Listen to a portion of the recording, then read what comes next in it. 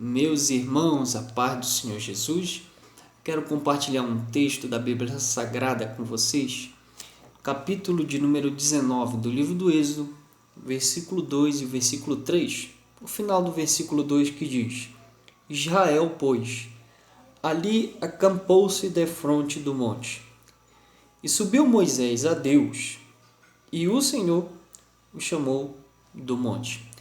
Queridos, nós sabemos que Moisés tinha uma intimidade muito grande com Deus. Moisés buscava a Deus. É interessante que Moisés, para ouvir a voz de Deus, nessa ocasião, no capítulo 19, subiu ao monte e ouviu a voz de Deus. Já o povo que ficou ao pé do monte não ouviu a voz de Deus, a não ser pela boca de Moisés. Mas é interessante nesse capítulo que nós observamos que há um grau de intimidade para quem busca mais a Deus, para quem sobe no monte, como diz esse texto. Enquanto mais se busca, mais se recebe de Deus. Enquanto menos se busca, menos se recebe de Deus. Eu acho interessante uma frase de Sundar Singh, um missionário indiano.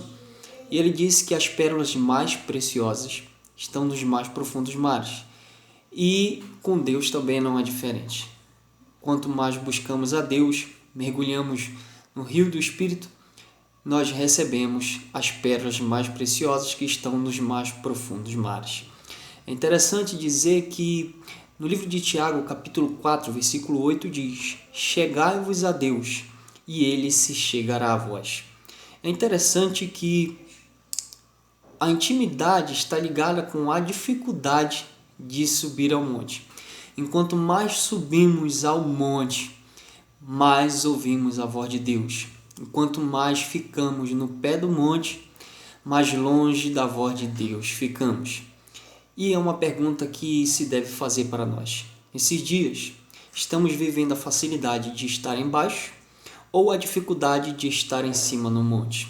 Intimidade está ligado a um pouco de dificuldade de subir o monte. Não é fácil de subir o monte, mas quem está disposto a pagar o preço de subir o monte, certamente ouvirá a voz de Deus. Chegai-vos a Deus, e Ele se chegará a vós.